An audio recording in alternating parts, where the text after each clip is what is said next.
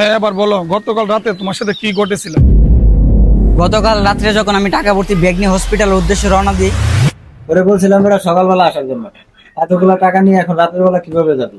সমস্যা নাই ভাই, আমি নিয়ে যাই তার মায়ের অপারেশন ইমার্জেন্সি, যদি টাকাগুলো লয়ে না যায় তাহলে অপারেশন শুরু হইব না। ঠিক আছে, তাহলে সাবধানে যাইস। গেলাম তাহলে ভাই।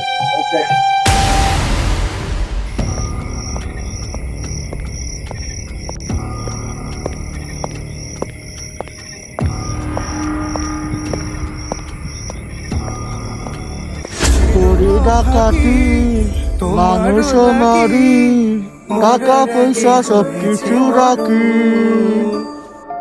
আগুনে জ্বলি আমি কি করে বলি, হারালে কি খুঁজে পাবো?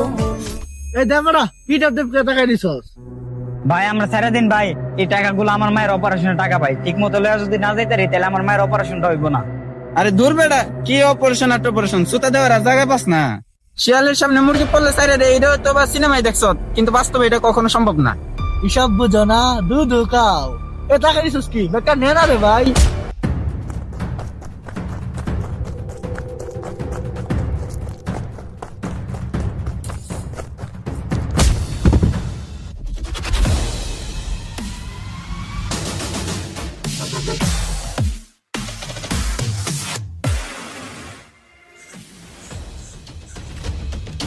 পালায়া কই যাও বাতা দন?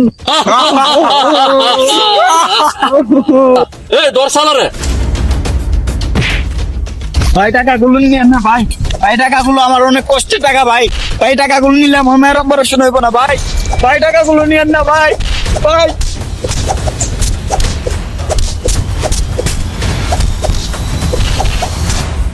এই মুখ সামনে কথা বলো। তুমি কি জানো কার সামনে তুমি কি বলতেছো? ওই তিনজন যে আমরাই ছিলাম, তার কি কোনো প্রমাণ আছে তোর কাছে? আমি তখন আপনাদের খুব ভালোভাবেই চিনেছিলাম, তখন শুধু আমি কিছু বলিনি আমার জানের বয়ে। তখন যদি আমি বলতাম আপনাদেরকে চিনেছি তাহলে হয়তো আর আমি আজকে এখানে থাকতাম না। আর কি বললেন প্রমাণের কথা? মাদবর সাহেব, আপনি ওদেরকে আইনের আওতায় দেন, দেখবেন প্রমাণ তাদের মুখ দিয়ে বের হবে। আচ্ছা শোনো, উপযুক্ত প্রমাণ ছাড়া কোনো কিছু বিচার হয় না, সুতরাং প্রমাণ ছাড়া এখন আমি কাউকে কোনো কিছু বলতে বা করতে পারবো না।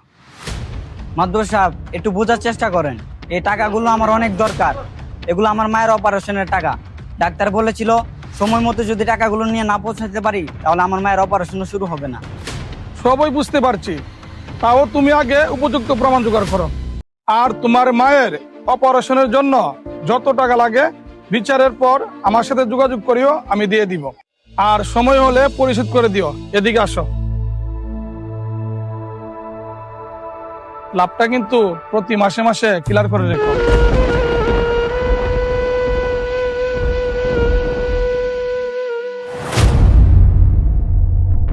কিরে বিচার আগে আমার তো তুই কোনো বুঝছস, আমি তো কোনো কিছু বুঝি নাই।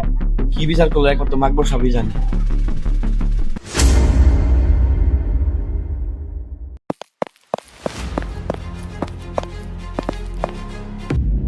ডাক্তার সাহেব আমার মা কেমন আছে? কি হলো ডাক্তার সাহেব, কোনো কথা কইতাছেন নাকি? দুঃখিত, আপনার মাকে আমরা বাঁচাতে পারলাম না।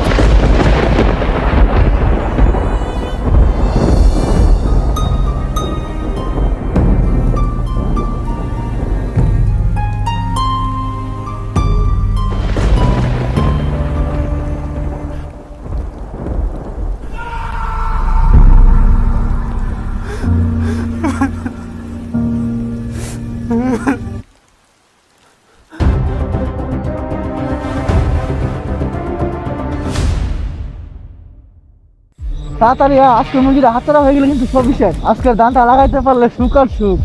সুখ আর সুখ মানে আজকের পরের থেকে কি চুরি টাকাটি ছাড়িবি নাকি? আরে হবে না, এত বড় ধান জীবনে চোখে দেখছি নাকি? এই ধান লাগাইতে পারলে সুই টাকা করতেইব। এমনি তো ট্যাঙ্গের উপর ট্যাঙ্ক ছিল, সারা জীবন বৈশাখ দাঁড়ো।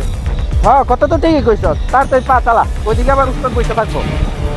আমার সুখ কাইরা নিয়ে তোরা ঠেঙ্গের উপর ঠেং দিল্লা খাইবি? না না, এটা তো আমি হইতে দিব না। এ কে রে, কে তুই? সব সঙ্গে সামনে আই।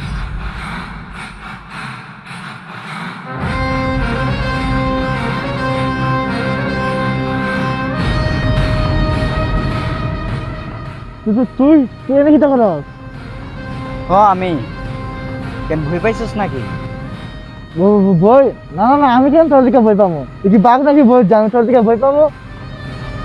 তোর চোখ দিকে তো তাই মনে হইতাছে। দেখ ভাই, দয়া করে আগে কোনো গ্যাঞ্জাম করিস না। তোর কাছ থেকে যা কিছু নিছিলাম সব তোরে ফিরাই দিমু, শুধু এখন মাত্র আমরা যাইতে দে। এটা আমাদের জীবনের শেষ মিশন। এরপর থেকে আমরা ভালো হয়ে যাবো, আর জীবন আমরা শেষ করবো না। আরে রিল্যাক্স ম্যান, এত উত্তেজিত হয়ে যাচ্ছ কেন? সব মুভির মধ্যে কিংবা শেষে নায়ক কিংবা ভিলেন তার নিজে করা প্ল্যানে সে নিজেই আটকে যায়, যেটাকে সহজ বাংলা ভাষায় বলা হয় মাইনকার চিপায় পড়া যায়। বুঝছিস? হ্যাঁ, এমনি কইলে হইব না, 2-3টা বিন্দা যায় তো বাইরে।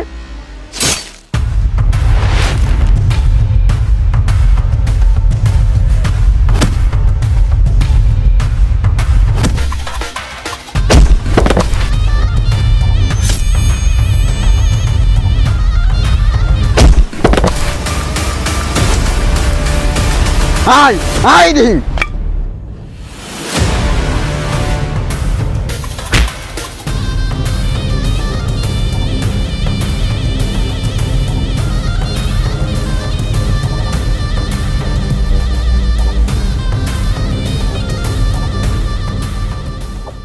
ভাই আমি কথা দিতেছি, কালকে সকালের মধ্যে তোর আমি সবকিছু ফিরাই দিব। সবকিছু ফিরাই দিবি? সবকিছু ফিরাই দিবি? সব মানলাম, সবকিছু ফিরাই দিবি, কিন্তু আমার মাকে কিভাবে ফিরাই দিবি? যদি সময় মতো আমি টাকাগুলো নিয়ে যেতে পারতাম, তাহলে আজই তো আমার মা বেঁচে থাকতো। তোদের জন্য আমি আমার মাকে হারাইছি, তবে একটারও আমি ছাড়বো না। মিশা সৌদাগরের একটি কথা আমি তোদের আবারও মনে করিয়ে দিতে চাই, একটা ভালো মানুষ যখন খারাপ হয়, 1000টা খারাপ মানুষের বাপ হয়ে যায়। মাদ্রাসাব, মাদ্রাসাব, মাদ্রাসাব। এই কে রে? এই সাজ সকালবেলা এমন ভাবে ডাকাডাকি করতেছে? এই কে রে?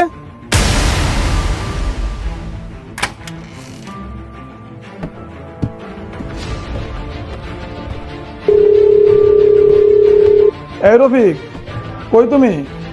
জিয়ান তো তোমার দলের মুবাশির এবং ফারুককে আমার বাড়ির সামনে ধরে নিয়ে আসছে।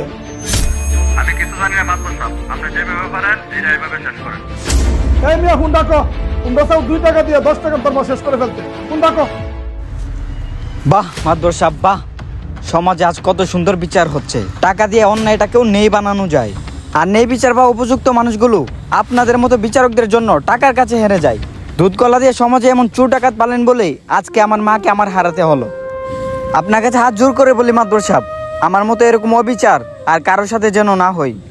মাফ করবেন মাদবর সাহেব, যদি ভুল কিছু করে থাকি তাহলে ক্ষমা সুন্দর দৃষ্টিতে দেখবেন। গেলাম মাদবর সাহেব।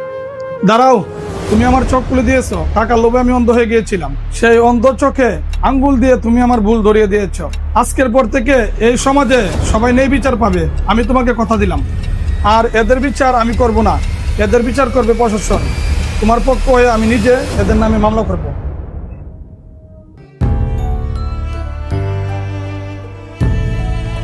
সমাজে যারা নরম সবাই তাদের সাথেই দেখাই গরম, অসহায়ের পাশে কেউ নাই, এটাই সমাজের নিয়ম।